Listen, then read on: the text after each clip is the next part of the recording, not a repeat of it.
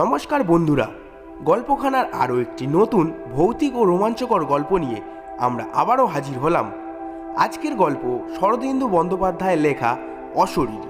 শরদিন্দু বন্দ্যোপাধ্যায়ের জন্ম 1899 সালে 30শে মার্চ। শরদিন্দু বন্দ্যোপাধ্যায় একজন বিখ্যাত বাঙালি লেখক, যিনি মূলত তার জনপ্রিয় গোয়েন্দা চরিত্র ব্যোমকেশ বক্সীর জন্য সুপরিচিত।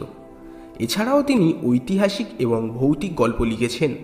তার লেখা গল্পগুলির মধ্যে রহস্য, ভৌতিক এবং সামাজিক বাস্তবতা একটি বিশিষ্ট ভূমিকা পালন করে।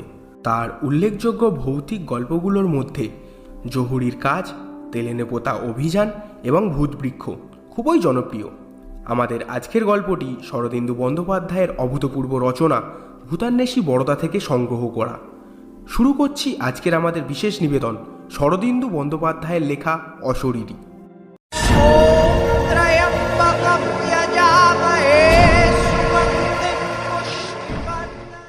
পুরাতন উইধরা ডায়েরিখানা সাবধানে খুলে বড়দা বলল, অদ্ভুত জিনিস, কিন্তু আগে থাকতে কিছু বলবো না।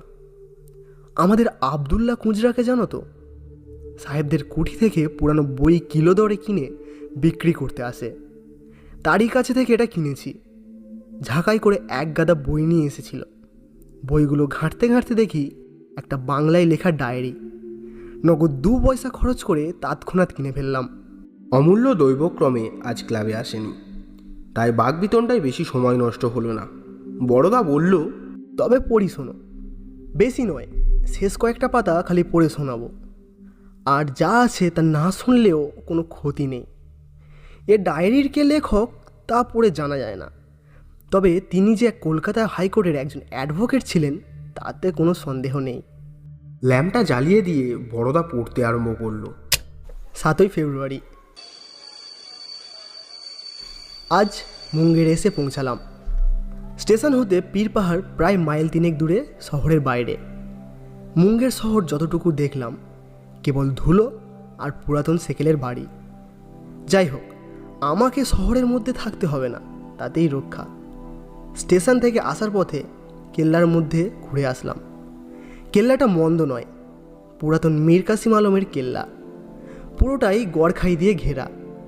প্রাচীরের ইট পাথর অনেক জায়গায় খসে গিয়েছে।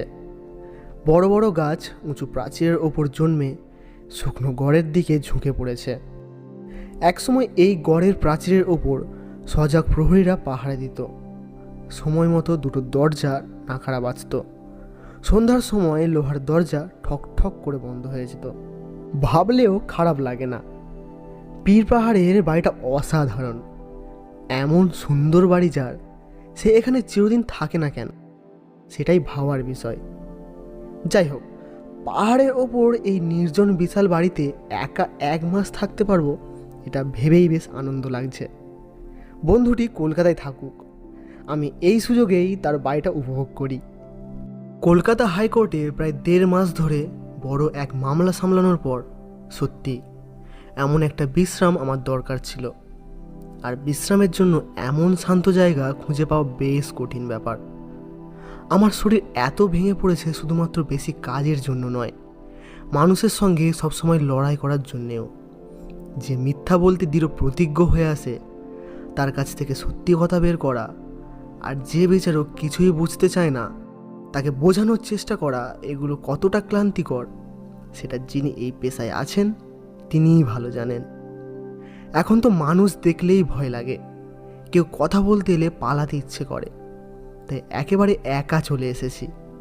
এমন কোনো চাকর বামুনও সাথে নেই, শুধু ইমি কুকারটা আমার সাথে আছে। ওতে রান্না করব আর নিজেই খাবো। আহ, কি সুন্দর জায়গা! পাহাড়ের একদম চূড়ায় বাড়িটা, চারপাশে সমতল ভূমি থেকে প্রায় 300-400 ফুট উঁচুতে। ছাদের ওপর দাঁড়ালে দেখা যায় একদিকে দিগন্ত পর্যন্ত বিস্তৃত গঙ্গার চর। এখন সেখানে সরিষার চাষ হয়েছে। সবুজ জমির ওপরে হলুদ ফুল ফুটে আছে। তাকিয়ে চোখ শান্ত হয়ে যায়। অন্যদিকে যতদূর চোখ যায় অসংখ্য তাল গাছের মাথা দেখা যায়, আরও কত ধরনের ঝোপঝাড় আর জঙ্গল। তার মধ্যে লাল মাটি ঢাকা রাস্তাটা অনেক নিচে গোলাপি ফিতের মতো গিয়ে পড়েছে, যেন কোনো স্বর্গে এসে পৌঁছে গেছে। বাড়িতে একমাত্র একজন মালি আছে, সেই বাড়িটা দেখাশোনা করে আর কয়েকটা শুকিয়ে যাওয়া গোলাপ গাছে জল দেয়। পাহাড়ের ওপর জল পাওয়া যায় না। পাহাড়ের পাদদেশে রাস্তার ধারে একটা কুয়া আছে, সেখান থেকেই আনতে হয়। মালির সাথে কথা হয়েছে, আমার জন্য সে প্রতিদিন 2 ঘড়া জল এনে দেবে। তা দিয়েই আমার স্নান আর পানীয়ের কাজটা চলে যাবে। মালিটাকে বলে দিয়েছি যতটা সম্ভব যেন আমার সামনে না আসে। আমি একদম একা থাকতে চাই। 8ই ফেব্রুয়ারি। কাল রাতে এত ঘুমিয়েছি যে জীবনে হয়তো এমন ঘুম কখনো ঘুমাইনি। রাত 9টার সময় শুয়েছিলাম। যখন ঘুম ভাঙলো তখন দেখি সকাল 7টা বাজে। ভোরের রোদ খোলা জানালা দিয়ে বিছানায় এসে পড়েছে। সব গোছগাছ করে সংসার প্রায় সাজিয়ে ফেলেছি। সঙ্গে কিছু চাল, ডাল, আলু ইত্যাদি এনেছিলাম, তাতে আরও 3-4 দিন চলে যাবে। শেষ হয়ে গেলে মালির মাধ্যমে শহরের বাজার থেকে আনিয়ে নেব। ট্রাঙ্কগুলো খুলে দেখলাম দরকারি সব জিনিসই আছে। দাড়ি কামানোর সরঞ্জাম, সাবান, তেল, আয়না, চিরুনি কিছুই বাদ যায়নি। একটা ধূপকাঠির বান্ডিলও আছে দেখলাম। বেশ ভালোই হলো, যদিও এখনও শীত একটু আছে, কিন্তু গরম পড়তে শুরু করলে মশার উৎপাত বাড়তে পারে। চাকরটা দেখলাম বেশ বুদ্ধিমান। কিছু বই আর কাগজ, পেন্সিল ট্রাঙ্কের মধ্যে ভরে দিয়েছে। যদিও আমি 1 মাস বই পড়ব না বলে ঠিক করেছি, তবু হাতের কাছে 2-1টা থাকা ভালো। বইগুলো কিন্তু একেবারেই বাজে। পরলোক, ভূতদর্শন, উন্মাদনা আর প্রতিভা, এই ধরনের বই আমি একদমই পড়ি না। চাকরটা হয়তো ভেবেছে আইন ছাড়া যে কোনো বই পড়লেই আমি ভালো থাকব। সে একটু আধটু পড়ালেখা জানে, সাধে কি আর বলে অল্প বিদ্যা ভয়ঙ্কর। এখানেও একটা ছোটোখাটো লাইব্রেরি আছে দেখলাম। একটা ছোট আলমারিতে কয়েকটা পুরনো উপন্যাস, বেশিরভাগই সামনের আর পেছনের পাতা ছেঁড়া। যাই হোক, পড়ার ইচ্ছা হলে বইয়ের অভাব হবে না। দুপুরটা বেশ আনন্দেই কাটলো। ফাঁকা বাড়িটায় একা একা ঘুরে বেড়ালাম। এই পাহাড়ের ওপর এত বড় বাড়িটা কে তৈরি করেছিল? এর কোনো ইতিহাস আছে কি? কলকাতায় ফিরে বন্ধুকে এই কথাটা অবশ্যই জিজ্ঞাসা করব। বাড়িটা যেই তৈরি করুক, তার রুচির প্রশংসা করতে হয়। যে পাহাড়ের ওপর বাড়িটা দাঁড়িয়ে আছে সেটা দেখলে একদম উল্টানো বাটির মতো মনে হয়। আমি কবি হলে হয়তো আরও বেশি সুন্দর করে কোনো উপমা দিতে পারতাম, কিন্তু আমার কাছে উল্টানো বাটিই যথেষ্ট। সাদা বাড়িটা তার উপর মাথা তুলে দাঁড়িয়ে আছে। বাড়িটা যেমন বড় তেমনই মজবুত। মোটা মোটা দেওয়ালের মাঝে বিশাল বিশাল ঘর। ঘরগুলো এতই বড় যে ফাঁকা অবস্থাতেও সবসময় গম গম করছে। বাড়ির সামনে একটু সমতল জায়গা আছে, সেখানে গোলাপের বাগান। বাগানের শেষে ফটক, আর ফটকের বাইরে নিচে নামার ঢালু পাথর ভাঙা পথ বাড়ির পাশ দিয়েই নেমে গিয়েছে। ফটকের সামনে কিছুটা দূরে একটা বিশাল কূপ। এত গভীর কূপ যে নিচটা দেখাই যায় না। কূপের চারপাশে আগাছা জন্মে গিয়েছে। একটা শিমুল গাছ ঝুঁকে কূপের মুখের ওপর পড়ে আছে। কূপের মধ্যে একটা পাথর ফেলে দিলাম। অনেকক্ষণ পরে একটা ফাঁপা শব্দ শুনতে পেলাম। কূপটা নিশ্চয়ই শুকিয়ে গিয়েছে। সন্ধ্যাবেলা কূপের কাছে গিয়ে দাঁড়ালাম। নিচটা বেশ অন্ধকার হয়ে গিয়েছে। দূরে দূরে 2-1টা প্রদীপ টিম টিম করে জ্বলতে শুরু করেছে, কিন্তু ওপরটা এখনো বেশ আলো আছে। পশ্চিম দিকটা গেরুয়া ধুলোয় ভরে গেছে। দেখতে বেশ চমৎকার লাগছে।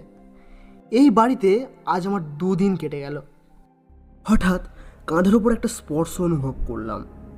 দেখি এক ঝলক রক্ত সেখানে পড়েছে, কিন্তু সঙ্গে সঙ্গেই বুঝতে পারলাম যে ওটা রক্ত নয়, ফুল। শিমুল গাছে 2-4টা ফুল ধরেছিল। আগের দিন খেয়াল করিনি। ফুলটা হাতে নিয়ে ফিরে এলাম। মনে হলো এই জায়গার অধিষ্ঠাত্রী দেবতা ফুল দিয়ে আমাকে স্বাগত জানালেন। 9 ফেব্রুয়ারি। আজ শরীরটা ঠিক ভালো লাগছে না। মনে হয় একটু জ্বর এসেছে। মাথায় কেমন যেন গরম গরম লাগছে।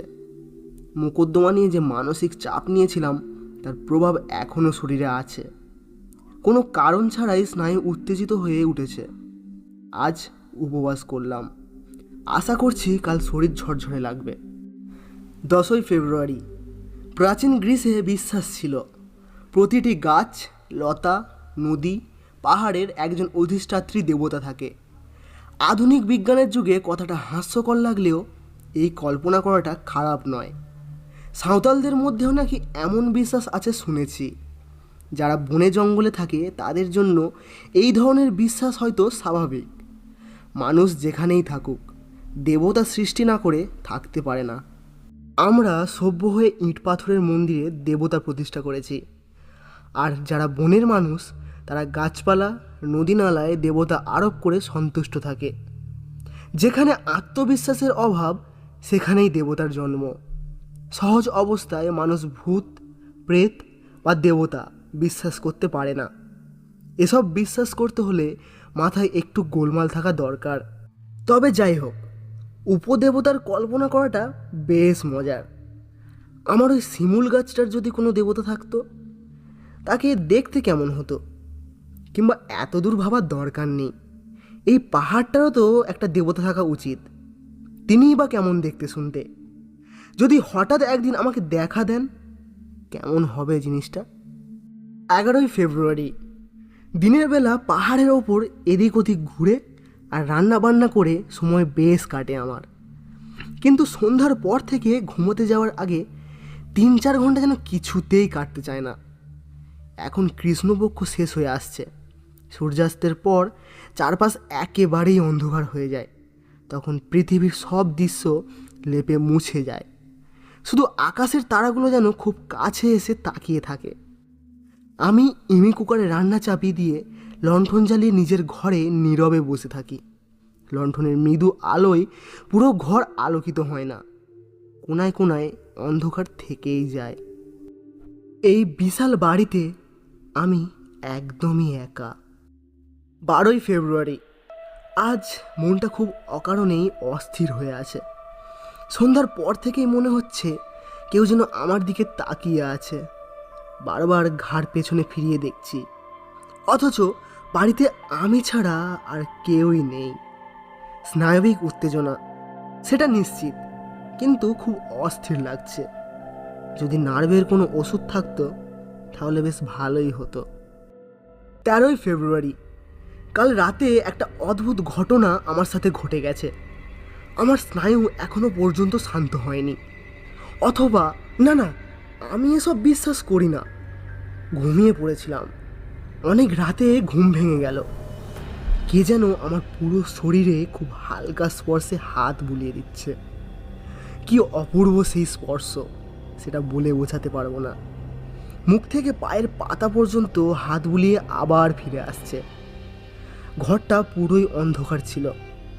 এই শারীরিক সুখের মোহে কিছুক্ষণ আচ্ছন্ন হয়ে ধর্মর করে বিছানায় উঠে বসলাম। মনে হলো কেউ যেন নিঃশব্দে শয্যার পাশ থেকে সরে গেল। ঘুম পুরোপুরি কেটে গেল। ভাবলাম চোর নয় তো, কিন্তু চোর আমার গায়ে হাত বুলিয়ে দেবে কেন?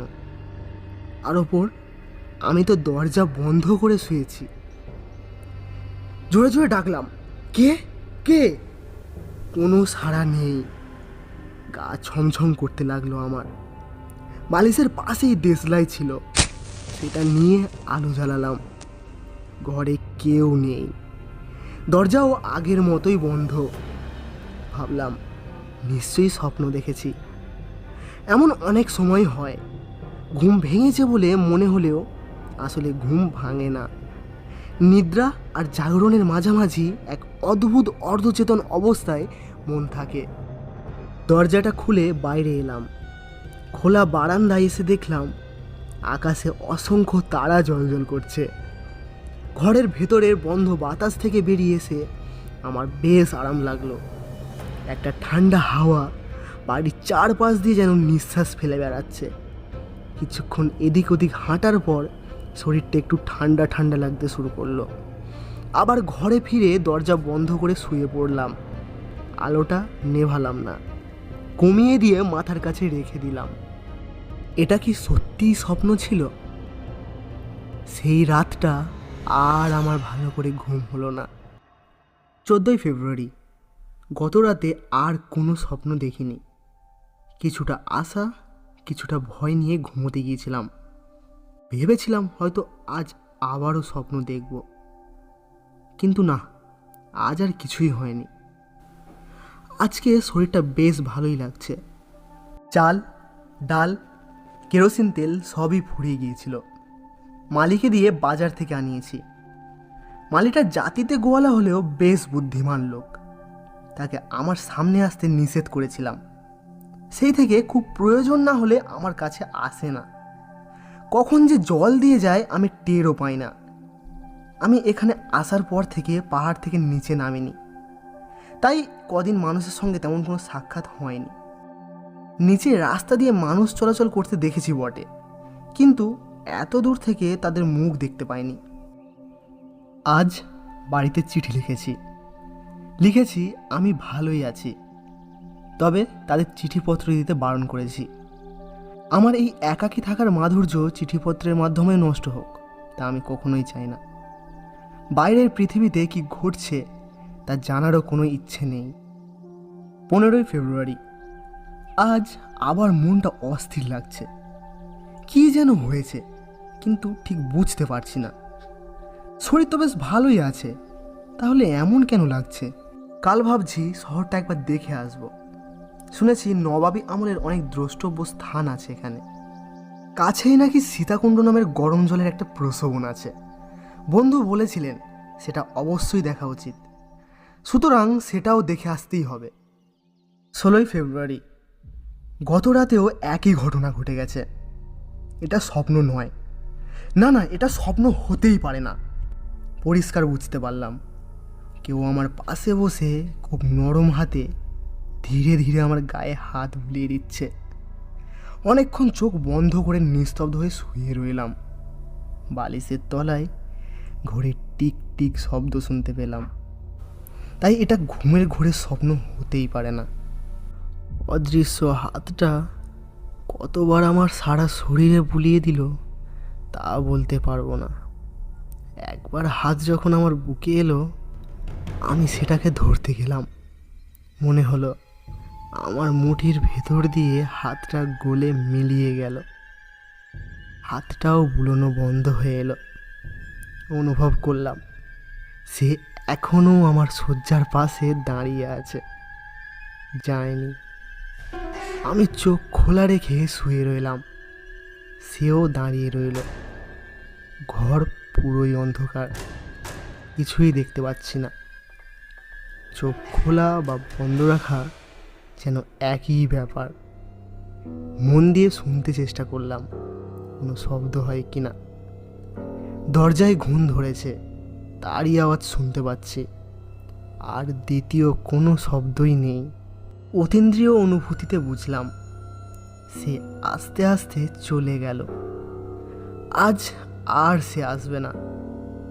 ঘুমিয়ে পড়লে হয়তো থাকতো।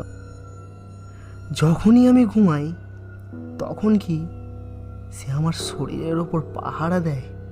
কিন্তু আশ্চর্য, আজ কেন একটু ভয় পেলাম না। 17ই ফেব্রুয়ারি। আমার শিমুল গাছে লাল ফুলে ভরে উঠেছে। গাছটাতে কোনো পাতাই নেই, শুধুই ফুল। সেদিন আমার কাঁধে এক ঝলক রক্তের মতো ফুল পড়েছিল। এটা কি স্বাভাবিক? এত জায়গা থাকতে আমার কাঁধেই কেন পড়ল? তবে কি কোনো অদৃশ্য হাত গাছ থেকে ফুল ছিঁড়ে আমার গায়ে ফেলেছিল? কে সে? গাছের দেবতা, নাকি আমার মতোই কোনো মানুষের শরীর ছাড়া আত্মা? তাই কি একটা শরীরহীন আত্মা? সে কি আমাকে পেয়ে খুশি হয়েছে? তাই কি আকারে ইঙ্গিতে জানাতে চেয়েছিল? সে কি আমার সাথে বন্ধুত্ব করতে চেয়েছিল? তাই কি সেদিন ফুল দিয়ে আমাকে অভ্যর্থনা করলো? তবে কি সত্যিই প্রেতাত্মা আছে, দেহ ছাড়া অশরীরী আত্মা? বিশ্বাস করা সত্যিই খুব কঠিন। কিন্তু there are more things in heaven and earth. একটা ব্যাপার খুব আশ্চর্য লাগছে। ভয় করছে না কেন? এমন নির্জন জায়গায় একা আছি, এই অবস্থায় ভয় পাওয়া তো স্বাভাবিক। 18ই ফেব্রুয়ারি। আনমনে দিন কেটেছে। ফাঁকা বাড়িতে শুধু ঘুরে বেড়ালাম। পশ্চিমী হাওয়া বইছে, বেশ ধুলোও উড়ছে। গঙ্গার চরের দিকটা বালুতে ঢেকে অন্ধকার হয়ে আছে, কিচ্ছু দেখা যায় না। আজ কিছুই ঘটেনি, মনটা বেশ উদাস লাগছে। 19শে ফেব্রুয়ারি, দিনটা যেন রাতের অপেক্ষাতেই কেটে গেল। দিনের বেলা কিছুই অনুভব করিনি। সন্ধ্যার সময় দেখলাম পশ্চিম আকাশে চিকন একটা চাঁদ উঠেছে, যেন অসীম আকাশে অপার্থিব একটা হাসি। একটু পরেই চাঁদটা ডুবে গেল, আবার সব অন্ধকারে ডুবে গেল। প্রেসার কুকারে রান্না বসিয়ে মনোযোগহীনভাবে বসেছিলাম। আলোটা সামনের ভাঙা টেবিলে রাখা ছিল। কিছু দূরে বেশ কয়েকটা ধূপ জ্বালিয়েছিলাম, তার সুবাসে পুরো ঘরটা ভরে উঠেছিল। আর যাই হোক, কিছু না পড়ে থাকা যায় না। বসে বসে হঠাৎ কী মনে হলো, বাক্স থেকে সেই প্রেততত্ত্বের বইটা বের করে পড়তে শুরু করলাম। গল্প, এর নেহাতি গল্প। সত্য অনুভূতির কোনো ছায়াও নেই এসব কাহিনীতে। আমি যেমনভাবে তা অনুভব করেছি, চোখে না দেখেও শরীরের প্রতিটা অংশ দিয়ে তার উপস্থিতি টের পেয়েছি। অন্য কেউ কি তাকে এভাবে সরাসরি অনুভব করতে পেরেছে? ওরা লিখেছে, চোখেও দেখেছে। চোখে দেখা যায় নাকি? যে আমার কাছে আসে সে দেখতে কেমন? আমার মতো তার হাত পা আছে? মানুষের মতো চেহারা নাকি অন্য কিছু? বই থেকে চোখ তুলে ভাবছিলাম, এমন সময় হঠাৎ আমার চোখের সামনে এক আশ্চর্য জাদু ঘটল। ধূপের কাঠিগুলো থেকে যে সামান্য ধোঁয়ার রেখা উঠছিল তা শূন্যে পাক খেয়ে একটা বিশেষ আকার নিতে লাগলো। অদৃশ্য কাঁচের বোতলে রঙিন জল ঢাললে যেমন বোতলের আকারটা দেখা যায়, আমার মনে হলো ওই ধোঁয়া যেন কোনো অদৃশ্য পাত্রে ঢুকে সেই আকার নিচ্ছে। আমি নিঃশ্বাস আটকে দেখছিলাম। ধীরে ধীরে একটা ধূসর কাপড়ের আভাস দেখা দিল। সেই কাপড়ের ভাঁজে ভাঁজে মানুষের শরীর ঢাকা ছিল, যা পরিষ্কারভাবেই বোঝা যাচ্ছিল। ধোঁয়ার কুণ্ডলি পাকিয়ে উঠতে উঠতে ক্রমে মানুষের গলার অংশ তৈরি হলো। এবার তার মুখ দেখব। কীরকম সেই মুখ? বিকট নাকি ভয়ানক? কিন্তু ঠিক তখনই হঠাৎ সব কিছু ছত্রভঙ্গ হয়ে গেল। জানালা দিয়ে ভেসে আসা এক ঝটকা হাওয়া ধোঁয়ার মূর্তিটাকে ভেঙে দিল। মুখ আর দেখা হলো না। অপেক্ষা করতে থাকলাম, যদি আবারও দেখা পাই। কিন্তু আর কিছুই হলো না। 20 ফেব্রুয়ারি, সে আছে, এতে বিন্দুমাত্র সন্দেহ নেই। এটা আমার উত্তপ্ত মস্তিষ্কের কল্পনা নয়। দিনের বেলা সে কোথায় থাকে জানি না, কিন্তু সন্ধ্যা হলেই সে আমার পাশে এসে দাঁড়ায়, আমার মুখের দিকে চেয়ে থাকে। আমি তাকে দেখতে পাই না ঠিকই, কিন্তু যা দেখা যায় না তা কি সত্যি নয়? বাতাসও তো দেখতে পাই না, তা বলে কি বাতাস মিথ্যে? শুনেছি কিছু গ্যাস আছে যা গন্ধহীন এবং অদৃশ্য, কিন্তু তা শ্বাস নিলে মানুষ মারা যায়। সেই গ্যাস কি মিথ্যে? না, সে আছে। আমার মন বলছে সে আছে। 21শে ফেব্রুয়ারি, কে সে? তার স্পর্শ আমি অনুভব করেছি, কিন্তু তাকে ছুঁতে পারি না কেন? ছুঁতে গেলেই সে মিলিয়ে যায় কেন? সে দেখা দিতে চেষ্টা করে জানি, কিন্তু দেখা দিতে পারে না কেন? রক্ত মাংসের চোখ দিয়ে তাদের কি দেখা যায় না? আমি এখন ঘুমানোর আগে ডায়েরি লিখছি, আর সে ঠিক আমার পেছনে দাঁড়িয়ে আমার লেখা পড়ছে। আমি জানি আমার শরীর কাঁটা দিয়ে উঠছে, কিন্তু ঘাড় ফিরিয়ে তাকালেই তাকে আর দেখতে পাবো না। সে মিলিয়ে যাবে। কেন এমন হয়? তাকে কি কখনো দেখতে পাবো? দেখার এত জোরালো ইচ্ছে যে আমার মনে জেগেছে, তা কি বলবো, তার এই অদৃশ্যতাকে যদি কোনোভাবে মূর্ত করতে পারতাম, কোনো উপায় কি নেই? 22শে ফেব্রুয়ারি, কাল রাতে সে আসেনি। সারা রাত তার অপেক্ষা করলাম, কিন্তু সে এলো না। কেন এলো না? তবে কি আর সে আসবে না? নিজেকে খুব একা মনে হচ্ছে। আমার প্রতি রাতের সঙ্গী হঠাৎ আমাকে ছেড়ে চলে গেছে। সে যদি আর না আসে। জানলাম সে এক নারী। এ কি অদ্ভুত ব্যাপার, আমি যেন মানতেই পারছি না। আজ সকালে স্নান করে চুল আঁচড়াতে গিয়ে দেখি এক গাছে লম্বা কালো চুল আমার চিরুনিতে জড়ানো। এই চুল আমার চিরুনিতে কোথা থেকে এলো? বুঝেছি, এ তার চুল। সে নারী, সে একজন নারী। কখন তুমি আমার চিরুনিতে চুল বেঁধে এই চিহ্ন রেখে গিয়েছো? কি সুন্দর তোমার চুল। তুমি আমাকে ভালোবাসো, তাই বুঝি আমার চিরুনিতে চুল বেঁধেছ? আমার আয়নায় কি মুখ দেখেছো? কেমন সে মুখ? আয়নায় তোমার ছায়া রেখে যাওনি কেন? তাহলে তো আমি তোমাকে দেখতে পেতাম। ওহে রহস্যময়ী, দেখা দাও। এই সুন্দর কোমল চুলগুলো যা তরুণ দেহকে শোভা দিয়েছে, সেই দেহখানা আমাকে একবার দেখাও। আমি যে তোমাকে ভালোবাসি, তুমি যে নারী তা জানার আগেই আমি তোমাকে ভালোবাসি। কেমন তোমার রূপ? যে শিমুল ফুল দিয়ে প্রথম আমাকে সম্ভাষণ করেছিলে, তার মতোই দীপ্তময় রূপ কি তোমার? তাই কি নিজের রূপের প্রতিচ্ছবি সেদিন আমার কাছে পাঠিয়েছিলে? তোমার ঠোঁট কি সেই রক্তিম শিমুল ফুলের মতোই লাল? পায়ের আলতা কি সেই রঙেই রাঙানো? কিভাবে, কোন ভঙ্গিতে বসে তুমি আমার চিরুনি দিয়ে চুল বেঁধেছ? কেমন সেই খোঁপা? একটা রক্তরাঙা শিমুল ফুল কি সেই খোঁপায় পড়েছিলে? এই 36 বছর বয়সে কখনো আমি কোনো নারীর মুখের দিকে তাকিয়ে দেখিনি। আজ তোমাকে না দেখেই তোমার প্রেমে পাগল হয়ে গেছি।